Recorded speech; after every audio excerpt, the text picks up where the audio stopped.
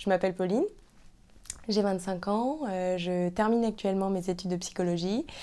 J'ai aussi fait les Beaux-Arts de Nantes il y a maintenant 4 ans. Et donc maintenant, je vois la fin de mon cursus scolaire et je vais bientôt chercher du travail.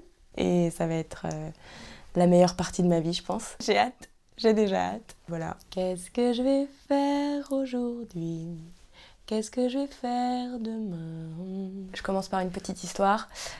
J'étais en 5e, voyage scolaire à la Toussaint. Ma grand-mère, tous les petits-enfants qu'elle a ont eu la chance de partir à Rome avec elle. Mais il s'avère que c'était un voyage à vertu plutôt catholique. C'était la messe du pape au Vatican, hein, à la Toussaint.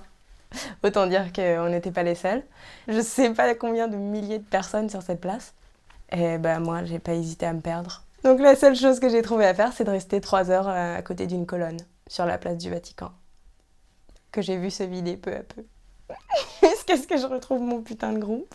Mais il n'y en a que des comme ça. Hein. On peut mettre une thématique résilience. Sinon, un autre souvenir plutôt marrant, mais aussi traumatique. Hein. On était en vacances, je sais pas, je devais avoir 6 ans ou 7 ans, dans le sud de la France. Mais à l'époque, mes parents aimaient bien aller au Club Med. Ça devait être pas mal parce qu'on était occupés, on avait des activités l'après-midi et puis des petits spectacles le soir.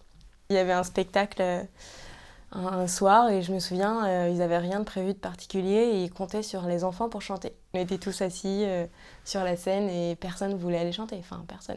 Je ne sais pas pourquoi, je me suis dit faut les aider, donc j'ai levé la main jusqu'à ce que je me rende compte que fallait que je chante. Et c'était la chanson des petits poux parce que cette année-là, tous les enfants avaient eu des poux à l'école et ça faisait quelque chose du genre un pou, deux petits poux dans les cheveux roux. Ils font leur maison dans les cheveux blonds. Ils font leur jardin dans les cheveux bruns. Et voilà, devant toute l'assemblée. Ils ont forcément dû applaudir hein, comme des connards parce que c'était quand même un geste courageux d'aller chanter la chanson des petits poux sur scène devant tout le monde. Mais moi, je m'en souviendrai comme une des pires hontes de ma vie. Mais bon, l'avantage, c'est que j'avais 7 ans, donc après, rien ne pouvait être pire. Je me souviens d'un événement dans ma vie qui m'a marquée. On a déménagé, on est allé vivre à Rennes. Du coup, je pense que j'avais à peu près 8 ans, 8-9 ans, et ma mère, comme activité, avait eu une bonne idée. Elle nous avait inscrites aux éclaireurs. C'est un peu l'équivalent des scouts, mais sans la partie catho.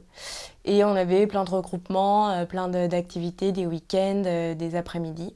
On était dans le garage d'une des personnes qui organisait ça, on était dans un groupe. Alors moi, comme je suis très rapprochée avec mon frère, il y a toujours eu cette question de est-ce qu'on me met dans le groupe de mon âge des plus petits et je suis la plus grande ou est-ce qu'on me met dans le groupe des plus grands et je suis la plus petite.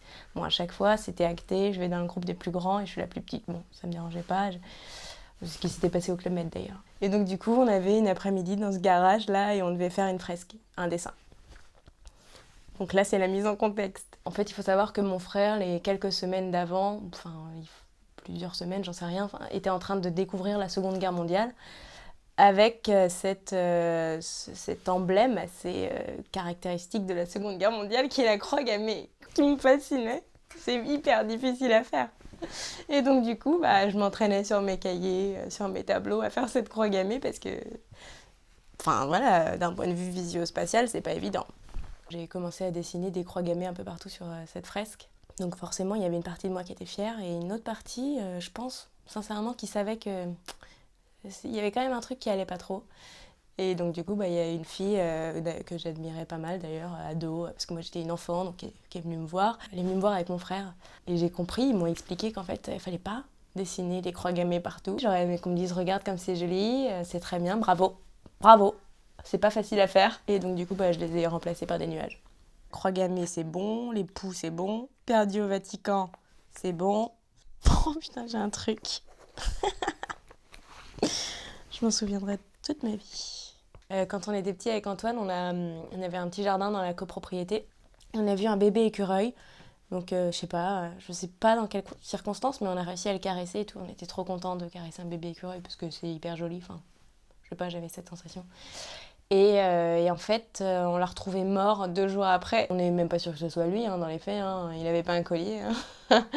Mais en tout cas, il y avait un petit écureuil mort qui ressemblait quand même grandement à celui qu'on avait vu 2 jours avant. Et on nous a dit qu'en fait, les écureuils Quand un humain ou un autre être vivant caressait un bébé, la mère le rejetait. Donc du coup, on s'est senti responsable d'avoir tué le petit écureuil. On l'a enterré au fond du jardin, mais il y a quelqu'un qui l'a déterré. Alors certes, avec le temps, il aurait disparu, mais là, il n'y avait plus la pochette plastique de sa tombe et plus d'écureuil. Antoine, il me rappelle pas souvenir de... Pas beaucoup de choses de quand on était petit. À part une fois où il m'a prêté un bout de flanc, enfin il m'a offert un bout de son flanc. Et c'est comme si c'était coupé un morceau de bras pour m'offrir ce bout de flanc. Moi je voulais juste goûter, en fait il s'avère que j'ai pas trouvé ça très bon. Pendant très longtemps il m'a ressorti quand je lui demandais de me faire goûter un truc ou de me donner quelque chose. Il me dit bah non parce que tu te souviens je t'avais donné un bout de flanc et t'avais pas aimé. En tout cas il prendra pas de risque. Il prendra pas de risque de me faire goûter quelque chose que j'aime pas alors que du coup lui ça lui fait une partie en moins. Enfin quand même. Merci de faire ça, je m'en souviendrai. Qu'est-ce que je vais faire de ma vie? Moi j'ai envie de rien, j'ai juste envie d'être bien.